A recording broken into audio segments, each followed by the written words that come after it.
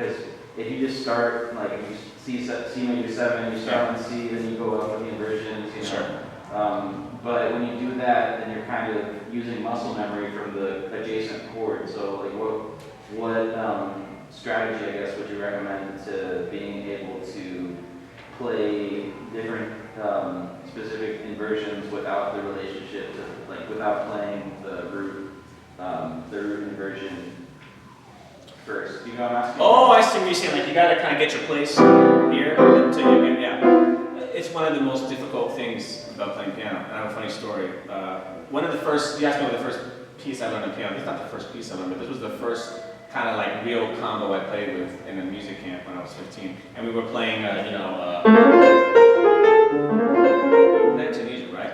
And so I'm playing, and I'm playing for everybody. And then it was my turn to solo, and I was like, my left hand, like. And the guy just waited a while, and I stopped. He says, no, you got to play your left hand, playing the chorus. And I swear to God, I told him, that's impossible. Like that, I go, that's impossible. How could you possibly think of those weird, chords that if you come from classical or rock or pop, like I did, they make no sense when you're first learning them, because everything in that is playing the root or maybe the third or something like very closely associated to it. So I feel your pain. You're not going to like my answer, and my answer is just forcing yourself to only play, or at least in your practice time, inversions. Yeah, pick an inversion.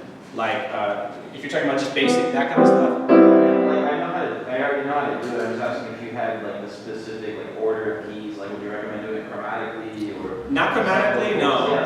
Yeah, that's the problem. It's cheating. Yeah, you can kind of just. So on piano, it's cheating. So no, a circle of fifths is the very common answers for that. So like, say this major 7th and 2nd inversion, right? Is that right? Yeah. So that starts in the 5th. So go C, here's F, here's B flat, here's E flat, here's A, like that. And then maybe mix it up a little. Maybe do a whole steps or something. So you just try to trick yourself into finding. Then take a tune or something, and don't even worry about the chord qualities. Just look at the roots and just try to get those through the.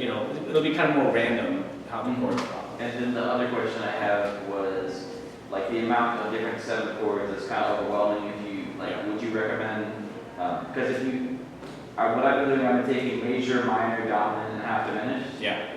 And then just playing those in one, like, let's see, playing those, sorry. You can show me if you want. Yeah. Yeah, it's probably easier. So, like, would you recommend, like, so if I start like,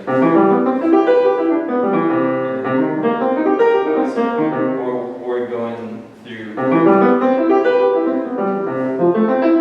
like going, like, would you recommend, because if you play all 4 of them in the, you're just switching a couple notes. yeah, right? And then you get used to how they feel the relationship, Of course. but then when you practice like each one going through all 12 keys, then you lose the relationship of starting, you know what I'm talking about? I do know, yeah. So my answer is like do them both. Do them both ways. Okay. Yeah, because there's nothing wrong, and this probably goes for a lot of instruments, there's really nothing wrong with muscle memory. Eventually, you're going to be playing everything from muscle memory. You can't play this fast, right? And like think, oh, 3rd and 7th, that's never going to happen. It's all muscle memory. Or like you're playing a classical piece, you can't think of each individual thing. It's groupings and muscle memory. So muscle memory is a good thing, but you want to increase your muscle memory so that you could do it in different ways. So yeah, I would do like that, and that's all fine, but then also skip around. Right? For sure. And then also always practice exercises and things in different directions. So like.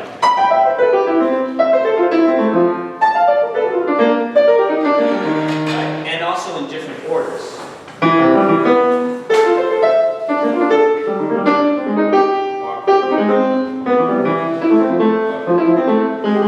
Right? Because those are the shapes and patterns that you want to be able to have when you're improvising. You're not going to really play arpeggios like straight up and down, almost never. So there's a little bit of a more practical thing if you start taking those note cells and do different types of groupings that are maybe like more what you would play. And then I had a specific question about voicing for major pointed, like, you know, major sharp 5. Yeah. I've been having trouble finding a version for that for chordal, like, you know, the fourth. Yeah. Because like I was getting confused about like how either the 6 or flash or the flats, well the flat 6 or the 5. I don't know which one, so. That's a hard one, and it's hard to play that without repeating notes either, because you can't add a lot of notes. Like you can't add the 6 because that classes. So chordal, I would say that's one that I like to play, which sounds like an E7 chord, but play a C in the bass on it. Pretty chordal, it's thirds, also thirds. Yeah, that's one of my favorite upper structures. So what's that? Yeah, I don't know. It's, yeah, no, it's like the so what I like about it, you can because Yeah, sure. it's cool because it has so many different things that it can be. Yeah. You know, and so you can Right, modal. So yeah, it works with a lot of modal. That was more like augmented. The last one.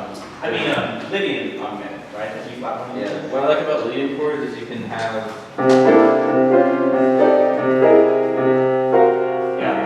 and then all the different. I think the Lydian riff is one of the coolest. Yeah. Because you can. Well, we were talking about that in my tone class the other day, and and we were thinking like, why is it so great? Because it has this tritone, and then it has this perfect fourth, and it's kind of like it's like a very pure kind of interval set that tells you exactly like what's going on. According to the course with like so many different chords. It's kind of amazing. So, yeah, very interesting. But yeah, I mean, kind of just generally anything you practice, if you're talking about that stuff, different directions, starting on different notes, so.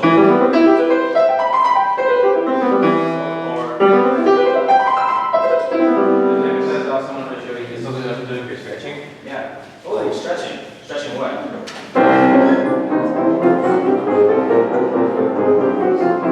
You're doing that in multiple keys and then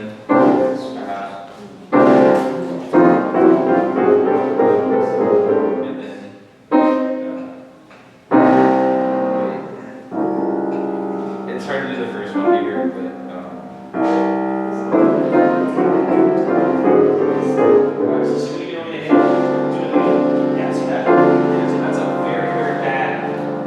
dangerous hand position. Really? Yeah, I'll tell you why.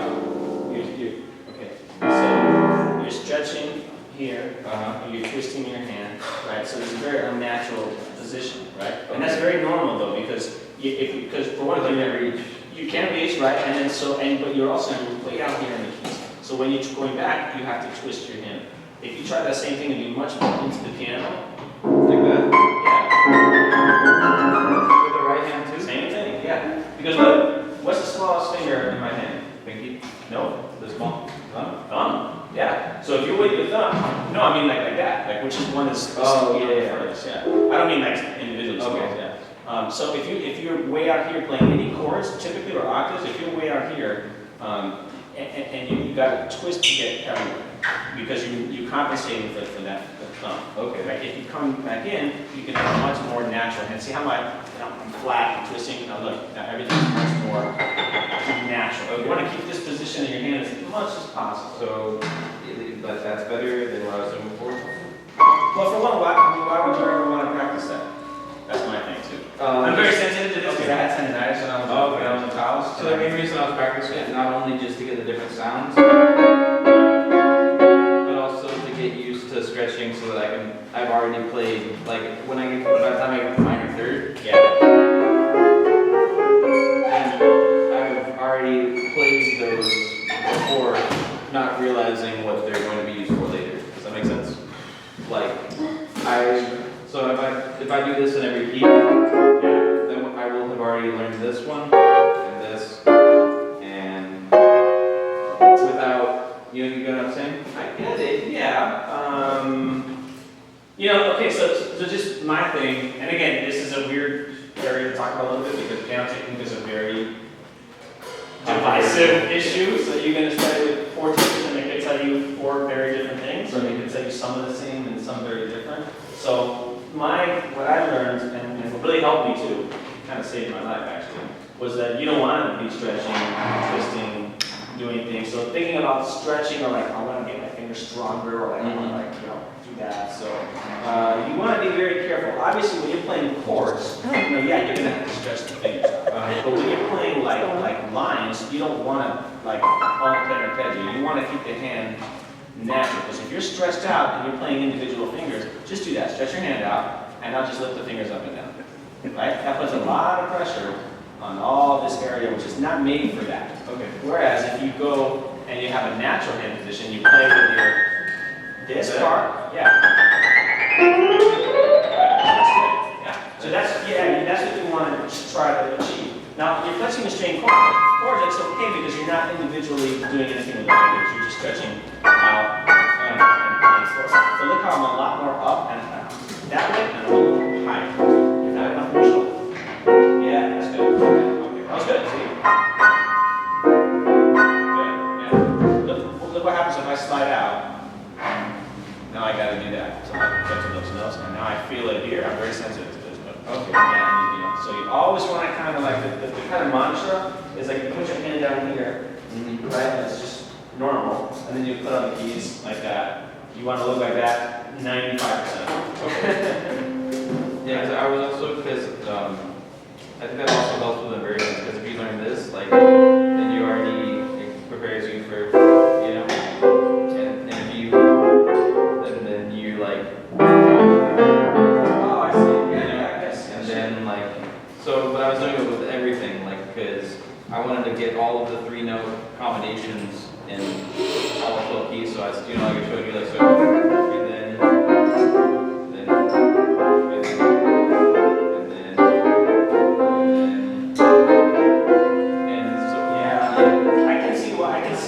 why you're doing that. It's just that to me scares me because I said that I just you're like and all because those are very difficult shapes to play. And the truth is you're probably not going to ever play them. Right. So there's an interesting quote that I read about I don't know if it was like Rubinstein or one of the like top 5 pianists of all time, classical pianist. And the interviewer was asking him about what exercises do you do like hand and all that stuff. And he goes, I don't do any of that stuff. Why would I do that? You never play that. Because my exercises are the pieces themselves. The music that's there. Because I'm not going to ever play like, when are you ever going to do this 25 minutes straight without stopping? It's not real. Yeah, you can't do a technique for playing that, or something. Another thing that I do, like I used to be a professional, well I guess I'm still am a perfectionist. Yeah. So I call them grids or binary permutation. So like you start at 1, right? So you have a 4, you start with quarter notes. So, right? So it's just, and then, so you know binary, like in computers, how it's like 0001? Yeah. So you use the 0 and 1 to have one quality or another quality, whether it be rhythmic, dynamic, or anything else, play, rest, So 1, 2, 3, 4 is the first one. And then 1, so this is what 1 and 2. Okay. 1.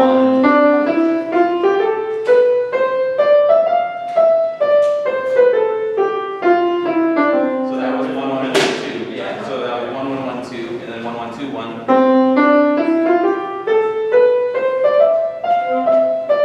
And then so is that so you keep on doing on that until the last one you play is.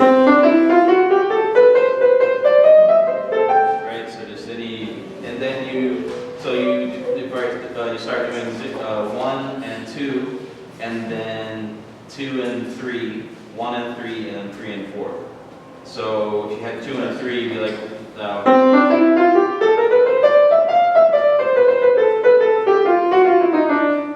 don't understand what's the 2, what's the 3? 2 is 8 notes, 3 is 8 note triplet. Oh, I get it. So and those are the 2 qualities. Go through this one. Yeah. And then you'd end up with 3 and 4. So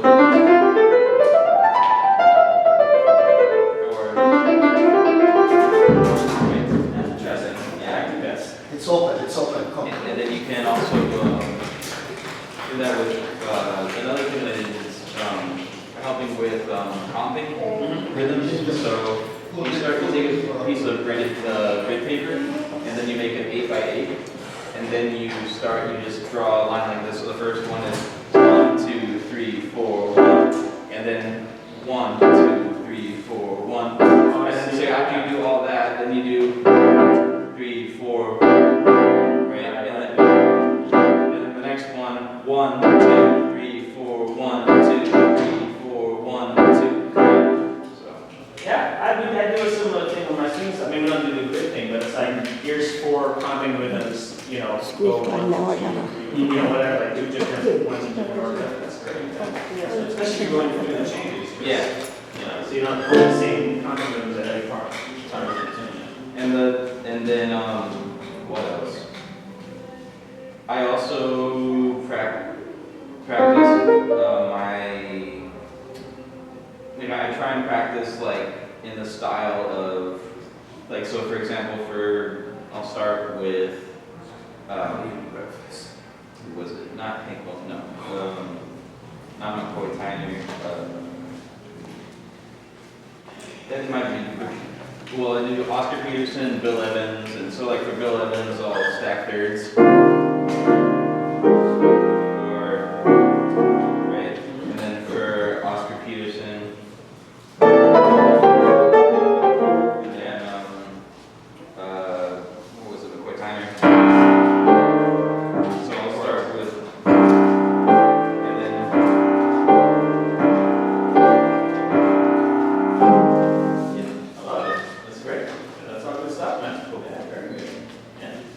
You know, like the exercise things are great, just to kind of get you rolling, but then always go and like take it to the music. Yeah. You know, do it through a You song, have to listen to? or change it on a record, I hope. and come in that style to a blues, you know, or something. So you know, so that you're always kind of like doing both things.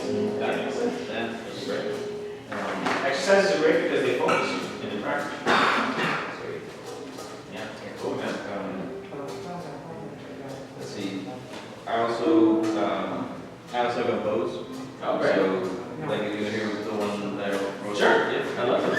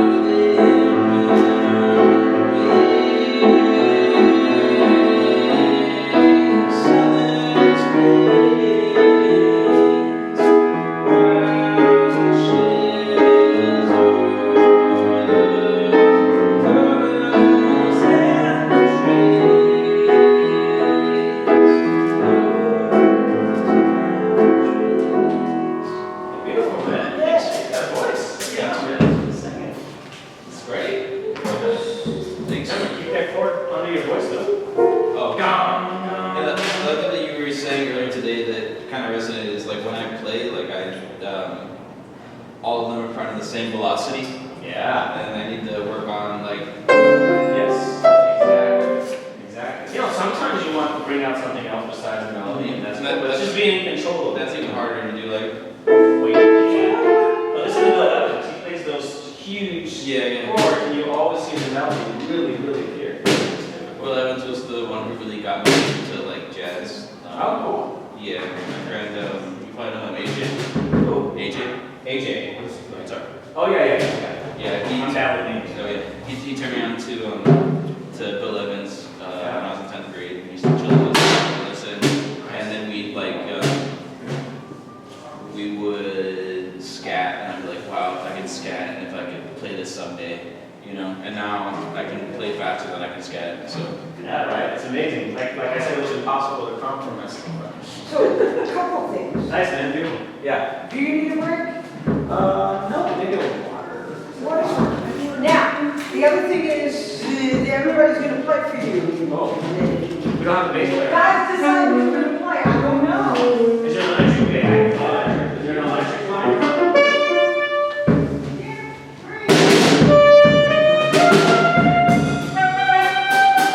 Blues. It's gonna do a blues. Yeah, you know how to play the blues, or? Yeah. Or what key? Which blues? Any hit on? Which one?